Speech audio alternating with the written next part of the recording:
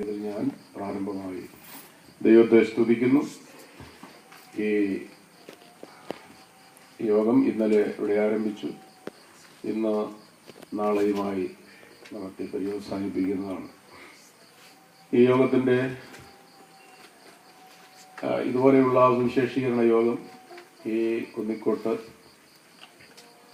വച്ച് പല സന്ദർഭങ്ങളിൽ നടത്തിയിട്ടുണ്ട് എന്ന് ഞാൻ ഓർക്കുന്നു. എന്നാൽ ഇവിടെ പുതിയ ഒരു ആരാധന സൗകര്യങ്ങളൊക്കെ ക്രമീകരിച്ചുകൊണ്ട് ഇപ്പോൾ ഇവിടെ ഒരു മീറ്റിംഗ് നടത്തുന്നതിന് സൗകര്യങ്ങളൊന്നും വേണ്ടതുപോലെ ഇല്ലാതിരുന്നുവെങ്കിലും അതിനുവേണ്ടിയുള്ള വളരെ അധ്വാനങ്ങളൊക്കെ നടത്തി ഇപ്രകാരം യോഗത്തിനുള്ളതായ സ്ഥലം ഒരുക്കി. യോഗത്തിൻ്റെ തലേന്ന് രാത്രിയൊക്കെയാണ് ഇതിൻ്റെ കംപ്ലീറ്റ് പണികൾ തീർന്നതെന്നാണ് എൻ്റെ അറിവ്. അതനുസരിച്ച് കാര്യങ്ങളൊക്കെ ചെയ്ത് ഇങ്ങനെ ഒരു മീറ്റിംഗ് ഇതിൻ്റെ ഈ അങ്കണത്തിൽ, ഈ ആരാധനാലയത്തിൻ്റെ അങ്കണത്തിൽ വെച്ച് നടത്തപ്പെടുവാൻ അവസരം ഉണ്ടായതിൽ കർത്താവിനെ സ്തുതിക്കുന്നു. ഈ ആരാധനയിൽ സംബന്ധിച്ചുകൊണ്ടിരിക്കുന്ന എല്ലാ പ്രിയപ്പെട്ടവർക്കും കർത്താവായ യേശുവിന്റെ നാമത്തിൽ ഞാൻ എൻ്റെ വന്ദനത്തെ അറിയിക്കുന്നു. അതുപോലെ ബഹുമാന്യരായിട്ടുള്ള കർത്താവിൻ്റെ ദാസന്മാർ നമ്മുടെ ഈ മീറ്റിംഗിൽ ഇവിടെ ഉള്ളതിൽ കർത്താവിനെ സ്തുതിക്കുന്നു. അവർക്കും കർത്താവിൻ്റെ നാമത്തിൽ വന്ദനം പറയുകയാണ്. ബഹുമാനപ്പെട്ട പാസ്റ്റർ ടി സി അവർകളും ഇന്ന് രാത്രിയിലും ഈ ആരാധനയിൽ എത്തിച്ചേർന്നിരിക്കുന്നതിൽ കർത്താവിനെ സ്തുതിക്കുകയും കർത്താവിൻ്റെ നാമത്തിൽ വന്ദനം അറിയിക്കുകയും ചെയ്യുന്നു. Praise the Lord. ഈ ദിവസങ്ങളിലൊക്കെ ദൈവമായ കർത്താവ് നമ്മെ വളരെ ഭദ്രമായി തൻ്റെ ശ്രേയൻ കീഴിൽ സൂക്ഷിച്ചതുകൊണ്ട് സന്തോഷത്തോടുകൂടെ നമുക്ക് ദൈവത്തെ മഹത്വപ്പെടുത്തേണ്ടതിനും ആരാധിക്കേണ്ടതിനും ദൈവസ്ഥനിൽ എത്തിച്ചേരുവാൻ കർത്താവ് ഇടയാക്കിയിരിക്കുന്നു. ലോകം ഇന്ന് വളരെ സന്തോഷത്തോടെ, അല്ലെങ്കിൽ ക്രൈസ്തവ ലോകം വളരെ സന്തോഷത്തോടുകൂടെ ഉത്സവ പ്രതീതിയോടുകൂടെ തങ്ങളുടെ സമയങ്ങൾ ചിലവഴിക്കുന്ന ഒരു ദിവസമാണ്. എല്ലാവർക്കും അറിയാവുന്ന കാര്യമാണ്. ഡിസംബർ 25 ക്രിസ്തുമസ് ഉണ്ടാകുന്ന ദിവസമാണ്. ഞാനിങ്ങോട്ട് പോരുമ്പോൾ ഞങ്ങളുടെ പട്ടാഴിയിലും ഒരു കുറേ ചെറുപ്പക്കാർ ബൈക്കിൽ, കുറേ കൂടുതലുണ്ടാകും തോന്നുന്നു, ബൈക്കിൽ ഞങ്ങളുടെ റോഡിൽ കൂടെ ക്രിസ്മസിൻ്റെ പിന്നെ ക്രമീകരണത്തോടുകൂടെ അലങ്കാരങ്ങളൊക്കെ നടത്തി ബൈക്കിൽ ആഘോഷപൂർവ്വം റാലിയായിട്ട് പോകുന്ന കാഴ്ച കാണാനിടയായി. മറ്റ് പലയിടങ്ങളിലും വിവിധ സംഘടനകൾ, ക്രൈസ്തവ സംഘടനകളെല്ലാം കൂടെ ഒത്തുചേർന്നും മറ്റും വമ്പിച്ച പിന്നെ ഈ ക്രിസ്മസ് റാലിയും മറ്റും നടത്തുന്ന രീതി കഴിഞ്ഞ കുറേ വർഷങ്ങളായി നടന്നു വരുന്നതാണ്. ഇന്ന് മിക്കവാറും പലയിടങ്ങളിലും അങ്ങനെ തന്നെ നടക്കുകയാണ്. ക്രിസ്മസിനെ സംബന്ധിച്ച് പല കാര്യങ്ങളും നമുക്കറിയാം. എന്നാൽ ക്രിസ്മസിനെ സംബന്ധിച്ച് വേണ്ടതുപോലെ വല്ലതും അറിയാമോ എന്ന് ചോദിച്ചാൽ അത് മറ്റൊരു കാര്യമാണ്. ക്രിസ്മസ് ഒരുപക്ഷെ നാം സാമുദായിക സഭകളിലും മറ്റുമൊക്കെ ആയിരുന്നപ്പോൾ കൊണ്ടാടിയിട്ടുണ്ടാവാം. ഇവിടെ അതില്ലാത്തതുകൊണ്ട് ചിലപ്പോൾ ഇങ്ങനെ വിഷമിക്കുന്നു എന്നുള്ളതല്ലാതെ എന്താണ് അവിടെ അങ്ങനെ നടത്താൻ, ഇവിടെ നടത്താതിരിക്കാനും കാരണം എന്നതിനെ സംബന്ധിച്ചൊന്നും കൂടുതൽ ആളുകളും ചിന്തിക്കുന്നില്ലെന്നാണ് എനിക്ക് തോന്നുന്നത്. ഒരു പെന്തക്കോസ്ത് ഭവനത്തിൽ സാധാരണ ക്രിസ്തുമസിൻ്റെ പ്രത്യേക ആഘോഷങ്ങളൊന്നും കൊണ്ടാടുന്നതിന് ശ്രമിക്കാറില്ല. അതിനുവേണ്ടിയുള്ള എന്തെങ്കിലും ആകർഷകമായിട്ടുള്ള പരിപാടികളൊന്നും സാധാരണ നടത്താറില്ല. അതിന് ചില ഉദ്ദേശങ്ങളുണ്ട്. വെറുതെ ഏതെങ്കിലും ഒരു വിഷയത്തോടുള്ള മത്സരമോ എതിരോ അല്ലെങ്കിൽ അതിനോടുള്ള ഇഷ്ടക്കേടോ ഒന്നുമല്ല. അതിൻ്റെ കാര്യങ്ങളുടെ ഗൗരവം മനസ്സിലാക്കിയാണ് ഒരു ദൈവവൈതൽ അവരുടെ ക്രിസ്ത്യ ജീവിതം നയിച്ചുകൊണ്ടിരിക്കുന്നത്. അതുകൊണ്ട് അതിൻ്റെ ഭാഗമായിട്ടാണ് അങ്ങനെയുള്ള കാര്യങ്ങളിൽ ഇടപെടാതിരിക്കുന്നത്. ഈ ഡിസംബർ 25 തന്നെയാണ് ക്രിസ്മസ് എന്ന് പറയാൻ ആർക്കും കഴിയുന്ന കാര്യമല്ല. ചരിത്രം നമ്മൾ പരിശോധിച്ച് നോക്കുമ്പോൾ അതേ സംബന്ധിച്ച് പല കാര്യങ്ങൾ നമുക്ക് പഠിക്കാനായിട്ട് കഴിയും. നമുക്കറിയാം, പുതിയ നിയമസഭ അതിൻ്റെ 2 നൂറ്റാണ്ടുകൾ വരെ ക്രിസ്തുമസ് എന്ന് പറയുന്ന ഒരു പരിപാടി ആവിഷ്കരിച്ചിട്ടില്ല, നടത്തിയിട്ടില്ല. അതിൽ വിശേഷിച്ച് അപ്പോസ്തോലിക സഭ യേശുവിന്റെ ജനനത്തെ ഏതെങ്കിലും തരത്തിൽ ആഘോഷപൂർവ്വം കൊണ്ടാടിയതായി ഒരു ചരിത്രവും നമ്മൾ കാണുന്നില്ല. അതേസമയം അവർ യേശുവിന്റെ മരണത്തിനും ഉയർപ്പിനും പ്രാധാന്യം കൊടുത്തിരുന്നു. അത് ആഘോഷിക്കുകയല്ലായിരുന്നു, പകരം അത് പ്രസംഗിക്കുകയായിരുന്നു. അതേക്കുറിച്ച് ശക്തമായി അവര് സന്തോഷിക്കുകയും ആനന്ദിക്കുകയും പ്രത്യാശിക്കുകയും അത് വിളിച്ചു പറയുന്നതിന് വളരെയധികം തീക്ഷ്ണമായ നിലയിൽ അത് വിളിച്ചു പറയുന്നതിന് അവർ ശ്രമിക്കുകയും ചെയ്തുകൊണ്ടിരുന്നു. ആ യേശുവിന്റെ മരണത്തിനും അടക്കത്തിനും അവർ സാക്ഷികൾ ആയിരുന്നതുകൊണ്ട് തന്നെ കർത്താവ് സുവിശേഷം അറിയിക്കുന്നതിന് വേണ്ടിയുള്ള കൽപ്പന അവർക്ക് കൊടുത്തപ്പോൾ ഭൂലോകത്തിലൊക്കെയും പോയി സകല സൃഷ്ടിയോട് സുവിശേഷം പ്രസംഗിപ്പീൻ എന്നുള്ള ആജ്ഞയോട് അനുബന്ധിച്ച് യേശുവിന്റെ മരണത്തെയും ഉയർപ്പിനെയും കുറിച്ച് അവർ പ്രഖ്യാപിക്കുവാൻ വളരെ പ്രാധാന്യം കൊടുത്തിരുന്നു. എന്നാൽ ജനത്തെ സംബന്ധിച്ച് അങ്ങനെ പറയുവാൻ അവർ തയ്യാറായില്ല. എന്നാൽ എങ്ങനെ ഇത് കടന്നു വന്നു എന്നുള്ളതിനെ സംബന്ധിച്ച് ചിന്തിക്കേണ്ട കാര്യമുണ്ട്. ഏതാണ്ട് ആദ്യകാലങ്ങളിൽ ഇത് ആചരിക്കാൻ തുടങ്ങുന്നത് ജനുവരി 6 ക്രിസ്മസ് എന്ന കണക്കിലാണ് തുടങ്ങി വെച്ചത്. ജനുവരി 6 ക്രിസ്മസ് ഡേ.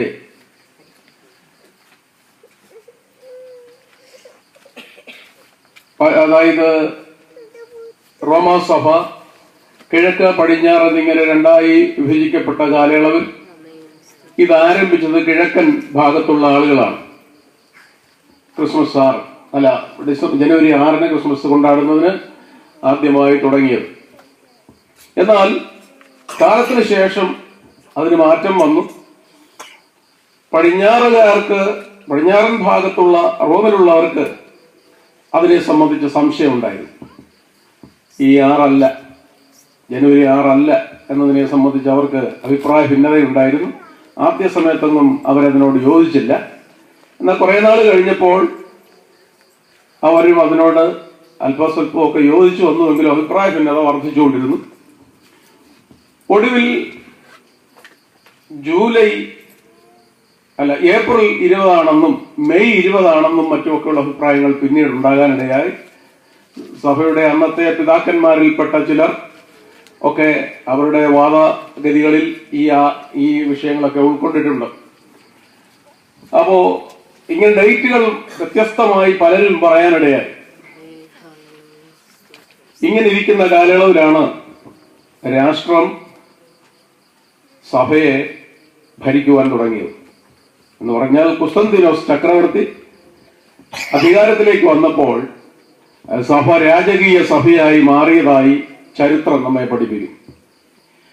അങ്ങനെ വന്നപ്പോൾ കുസ്തന്തീനോസ് ചക്രവർത്തിയാണ് ഒരു പൊതു ദിവസം ഈ കാര്യത്തിന്മേൽ തീരുമാനത്തിലെടുക്കേണ്ടതായിട്ട് അദ്ദേഹത്തിന് തോന്നി. അങ്ങനെ ഡിസംബർ 25 ഉത്സവമായി ക്രിസ്മസ് ആചരിക്കുന്നതിന് വേണ്ടി അദ്ദേഹം ഒരു വിളംബരം പുറപ്പെടുവിക്കുവാനിടയായി. അങ്ങനെ അത് പുറപ്പെടുവിക്കാൻ ഒരു കാരണമുണ്ട്. ആ കാലത്ത് ജാതികളായിട്ടുള്ള ആളുകൾ ഡിസംബർ 25 വളരെ ഉല്ലാസപൂർവം ദേവന്റെ ജന്മദിവസമായി അവർ അതിനെ ആചരിച്ചു വരികയായിരുന്നു ജാതികൾ. സഭയിലേക്ക് യാതൊരു വ്യവസ്ഥയും കൂടാതെ ആളുകൾ ക്രിസ്ത്യാനികളായി തീരുവാൻ, ക്രിസ്തു മതം സ്വീകരിക്കുവാൻ തയ്യാറായത് നിമിത്തം മാനസാന്തരപ്പെടാത്ത, വേദപുസ്തകം വിശ്വസിക്കാത്ത, വേദപുസ്തകം വേണ്ടവണ്ണം അറിയാൻ കഴിയാത്ത വ്യക്തികൾ സഭയിലേക്ക് കടന്നു വന്നതോടുകൂടെ ഭൂരിപക്ഷം ആളുകൾ, ജാതികളിൽ നിന്നുള്ളവർ സഭയിൽ കടന്നു വന്നതിനാൽ ആത്മീയ കാര്യങ്ങളിലുള്ള വളരെ ആഴമായ ചിന്തയോ ദൈവവചനത്തിലുള്ളതായ വിശ്വാസമോ ഒന്നും വേണ്ടവണ്ണം ഇല്ലാതിരുന്നതുകൊണ്ട് അവരെ ഈ സമൂഹത്തിൽ നിലനിർത്തിക്കൊണ്ട് പോകുവാൻ അവർക്ക് വന്ന പശ്ചാത്തലം പെട്ടെന്ന് അവരിൽ നിന്ന് മാറ്റിക്കളയാൻ ബുദ്ധിമുട്ടുള്ളത് കൊണ്ടും ചക്രവർത്തിയുടെ ഉദ്ദേശം ഇതായിരുന്നു: ജാതികൾ ആചരിച്ചുകൊണ്ടിരിക്കുന്ന സൂര്യദേവന്റെ ജന്മദിന ആരാധന ദിവസം ക്രിസ്ത്യാനികളായി മാറിയിരിക്കുന്ന വ്യക്തികൾ അന്നേ ദിവസം ക്രിസ്തുമസ് എന്ന പേരിൽ അത് ആചരിക്കുന്നതിന് അദ്ദേഹം താല്പര്യപ്പെട്ടു. അങ്ങനെ രണ്ട് കൂട്ടരും ഒന്നിച്ച് ആചരിക്കാൻ തുടങ്ങി. ഒരു കൂട്ടർ ജാതികൾ അത് ജാതീയ ആരാധനയോടുള്ള ബന്ധത്തിലും ക്രിസ്ത്യാനികൾ ക്രിസ്തുമസിനോടുള്ള ബന്ധത്തിലും. ഇങ്ങനെയാണ് ഡിസംബർ 25 ക്രിസ്മസ് ഡേ ആയി വരാനായി കാരണമായിട്ടുള്ളത്. ഇതേക്കുറിച്ചൊരു വ്യക്തമായ അഭിപ്രായം, കൃത്യമായൊരു ഡേറ്റ് ആർക്കും ഇതുവരെ പറയാൻ കഴിഞ്ഞിട്ടില്ല. ഈ കാരണത്താൽ ഒരു പക്ഷേ നിരീശ്വരവാദികൾക്ക് ഒരു വലിയ കുറ്റപ്പെടുത്തലിനൊരു വഴിയുണ്ട്. ഇവര് പറയുന്ന യേശു എന്നാ ജനിച്ചെന്ന് പോലും ഇവർക്ക് അറിഞ്ഞുകൂടാ. അപ്പൊ ഇത് കള്ളമാണ്, ഇങ്ങനെ ഒരാള് ജനിച്ചിട്ടില്ല എന്ന് പറയാനായി അവർക്കൊരു സാധ്യത. ഞാൻ ഈ പ്രസ്താവിക്കുന്ന പ്രസ്താവന ഒരു പക്ഷേ കേൾക്കുന്നൊരു വ്യക്തി അങ്ങനെ ചിന്തിക്കാൻ സാധ്യതയുണ്ട്. യേശു എന്ന് ജനിച്ചു എന്ന് അറിയാൻ വയ്യ എന്ന് പരസ്യമായി പ്രസ്താവിക്കുമ്പോൾ ഈ യേശു ജനിച്ചിട്ടില്ലെന്ന് പറയുന്ന വ്യക്തികൾക്ക് ഒരു ബലമായി മാറും എന്നൊരു പക്ഷേ ചിന്ത വരും. ഏതായിരുന്നാലും നമ്മുടെ കർത്താവ് അതിനെ അനുവദിച്ചില്ലെന്ന് പറയുന്നതാണ് ശരി. സ്തോത്രം. അങ്ങനെ അനുവദിക്കാതിരുന്നിട്ട് പോലും ഇവിടെ കാട്ടിക്കൂട്ടുന്ന കാര്യങ്ങൾ നമുക്കറിയാം. അപ്പൊ പിന്നെ അത് അനുവദിക്കൂടെ ചെയ്തിരുന്നെങ്കിലോ. ഏതായിരുന്നാലും യേശു കർത്താവ് ലോകത്തിലേക്ക് വന്നത് കേവലം ഒരു മതം സ്ഥാപിക്കുന്നതിന് വേണ്ടിയല്ല. നമ്മുടെ കർത്താവ് ലോകത്തിലേക്ക് വന്നത് ഒരു പുതിയ സംസ്കാരം ഇവിടെ ഉണ്ടാക്കിയെടുക്കണം എന്ന ഉദ്ദേശത്തോടു കൂടെയല്ല. യേശു കടന്നു വന്നതിനെ സംബന്ധിച്ച് കഴിഞ്ഞ ദിവസവും സഹോദരൻ ഇവിടെ യോജന സംസാരിച്ചപ്പോൾ സൂചിപ്പിക്കുവാനിടയായി, കർത്താവിന് ഒരൊറ്റ ഉദ്ദേശം മാത്രമേ ഉണ്ടായിരുന്നുള്ളൂ. ആ ഉദ്ദേശം പാപത്തിൽ വീണുപോയ മനുഷ്യനെ ആ പാപ ബന്ധനത്തിൽ നിന്ന് ഉദ്ധരിക്കുക എന്നുള്ള ഏക ഉദ്ദേശം മാത്രമായിരുന്നു യേശുവിനുണ്ടായിരുന്നത്. എന്ന് പറഞ്ഞാൽ ദൈവത്തിൽ നിന്ന് അകന്നുപോയ മനുഷ്യനെ ദൈവത്തിങ്കിലേക്ക് അടുപ്പിക്കുക എന്നുള്ള അതിശ്രേഷ്ഠമായ ഒരു പദ്ധതി, ഒരു മനുഷ്യനും സാധ്യമാകാത്ത പദ്ധതി, ലോകത്തിലുള്ള യാതൊരു ശക്തിക്കും കഴിയാത്ത ആ പദ്ധതി, അത് നിവർത്തിക്കണമെന്നുള്ള ഉദ്ദേശത്തോടുകൂടെ ദൈവം, ജീവനുള്ള ദൈവം, സർവശക്തനായ ദൈവം സ്വർഗത്തിൽ നിന്ന് ഈ ഭൂമിയിലേക്ക് വരുവാൻ എടുത്ത ഒരു പദ്ധതിയാണ് യേശു ക്രിസ്തു എന്ന് വളരെ വ്യക്തമായി ദൈവവചനം പരിശോധിക്കുന്ന വ്യക്തികൾക്ക് മനസ്സിലാവും.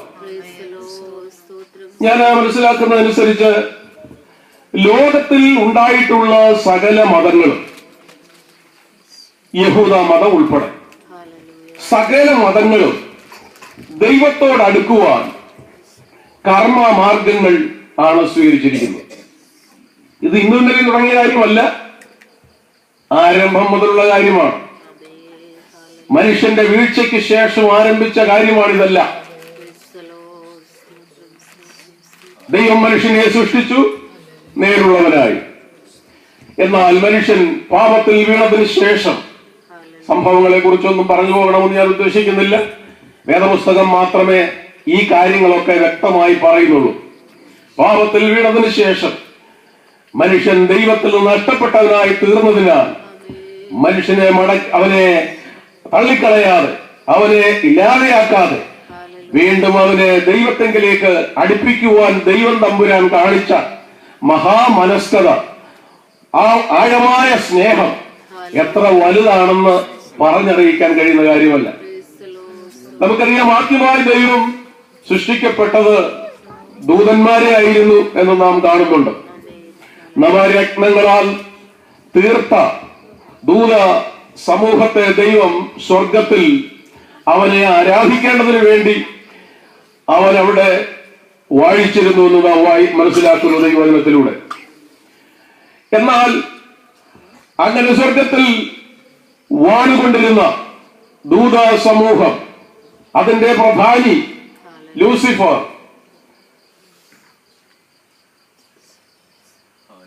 ദൈവത്തെക്കാൾ ഉയർന്ന ഒരു സ്ഥാനം കാക്ഷിച്ചപ്പോൾ ദൈവത്തിന്റെ സിംഹാസനത്തിന്, അത്യുന്നതന്റെ സിംഹാസനത്തിന് മുകളിൽ അവന്റെ സിംഹാസനം വഹിക്കുവാൻ അവൻ ഹൃദയത്തിൽ ഒരു ചിന്ത കൊണ്ടുവന്ന ആ മാത്രയിൽ സ്വർഗത്തിലെ ദൈവം ഈ ദൂതന്റെ ഹൃദയത്തിൽ കുടികൊള്ളുന്ന ചിന്താഗതിയെ, ആശയത്തെ മനസ്സിലാക്കിയപ്പോൾ അത് ഒരിക്കലും സ്വർഗത്തിൽ ഒരു വ്യക്തിയുടെ ഉള്ളിൽ പാടില്ലാത്ത ഒരു ചിന്ത എന്ന നിലയിൽ ആ സ്വഭാവത്തെ അപ്പോൾ തന്നെ അവിടെ നിന്ന് പുറത്താക്കുവാൻ ദൈവം തീരുമാനിച്ചു.